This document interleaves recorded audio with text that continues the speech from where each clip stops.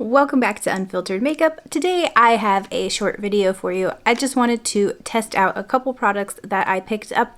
I went on over to Sephora for my birthday and just got a couple of items to treat myself.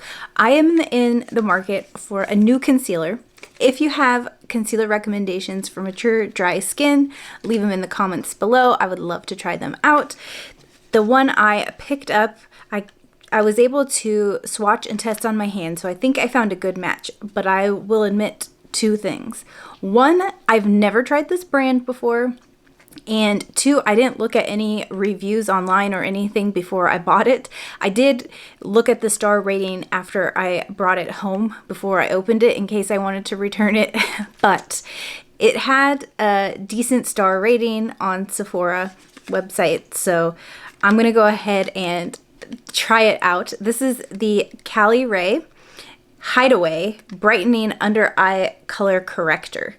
And it's cruelty-free and vegan. It's also got sustainability in mind. So it's blurring, lightweight skincare ingredients, long-lasting, non-comedogenic, clean formula, recyclable glass and recyclable paper box with the FSC stamp for the paper too.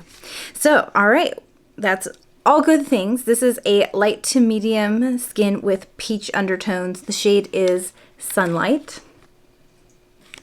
So again, I did swatch this in the store and I think I got a good color match, but of course I swatched it on my hand and our hands are not the same color as our faces. So we shall see. Here is what this nice weighty glass tube looks like. I do like this packaging. It has a ridged cap, if you can tell, and it kind of hurts to open. So I don't like that about it. So it just comes with your standard doe foot applicator. I do have my foundation on already. Today I used the Face Atelier Ultra Foundation. This is still my favorite foundation of all time. And I do have the shade 2 in Ivory.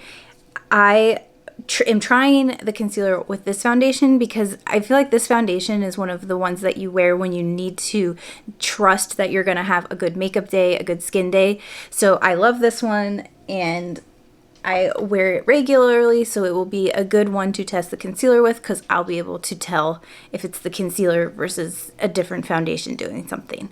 For the cream bronzer that I put on, I used the Persona Bronze Multi-Stick in Dune. I do use this one all the time, and I am trying to continue to use it up, but it is actually lasting a very long time. This one looks great, blends out easily. Next, usually I put my concealer on before the bronzer, but I didn't today. So let's go ahead and put some concealer on.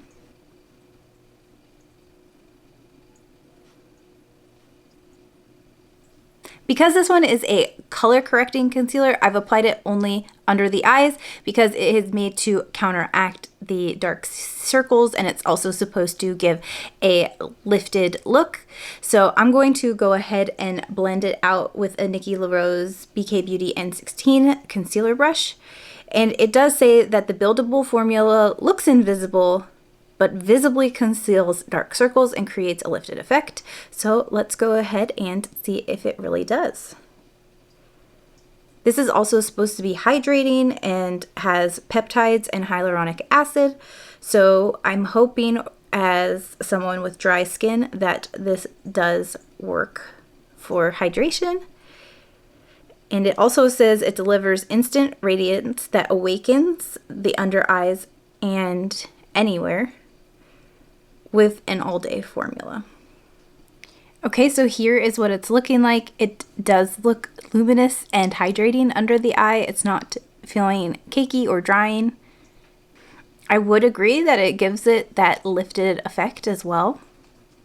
I feel like there's a little more darkness that I can try to counteract, and it says it's buildable, so let's just put a tiny bit more on and see if we can build it up just right in these dark areas. I don't want to put too much on because I don't want to cake it up. Oops, that was a little more than I wanted, but let's see if it blends and builds like it says it does.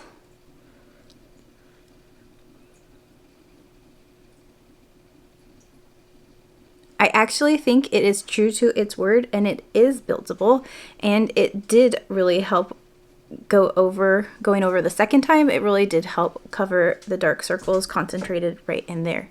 So it's definitely looking brighter. With using a color corrector, you actually can use more product, such as more foundation or concealer, over the top of it. However, I want to see how this performs alone.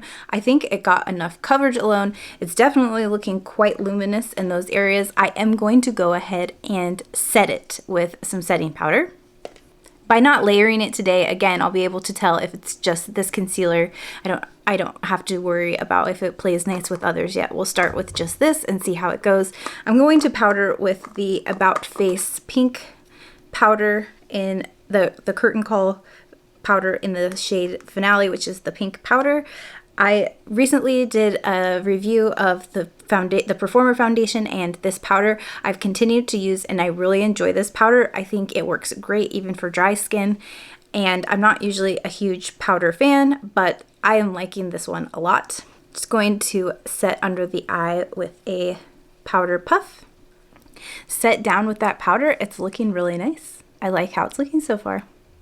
It's looking good, it's looking brightened, and it also feels nice and hydrating, almost serum-like on my skin. So I'll have to check back in and let you know later how it performs throughout the day, but so far so good. When I tried the About Face powder for the first time, I told you I'd have to let you know and report back how I liked the powder, and I wanted to report back that I have been using it and really enjoying it over other foundations. I do believe the Performer foundation is not necessarily the foundation for me, but the powder I love. Now, also, someone requested in the comments to get a flashback test of the powder, and today is a great opportunity because I do not have any SPF on my skin. And I'm going to go ahead and do a flash test so we can see if it performs under a flash, if there's any flashback. I'll be sure to insert the picture so you can actually see what it looks like, but no flashback. Not a great picture, but no flashback. So there's another check in the pro column for the About Face curtain call powder. While we're here, the other thing I picked up at Sephora was the Kosas Brow Nano Ultra Fine Detailing Pencil for the eyebrows, and I picked it up in the shade Brown Black. I have heard great things about this pencil, and also cruelty-free and vegan, and I am looking for a new pencil product. I think one of my daily use ones that I love, the Florence by Mills eyebrow pencil, I believe that one is being discontinued. I could only find it in one shade online, so I'm looking for a replacement for that, and I'm going to start with this to try out. Now, again, this one's the detailing pencil, so it's very skinny, much thinner, teeny tiny. Look how teeny tiny this is.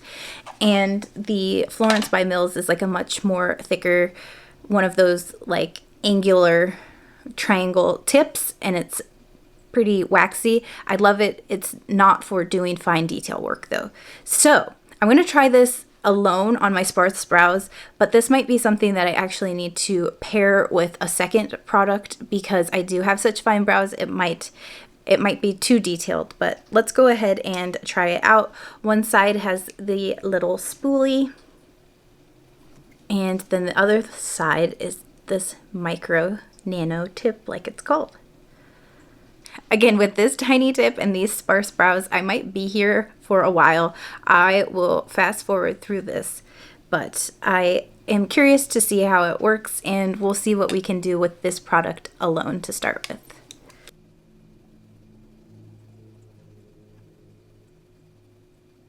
Here's what it looks like without going over it with the brush. I'm going to go ahead and go over it with the brush to see.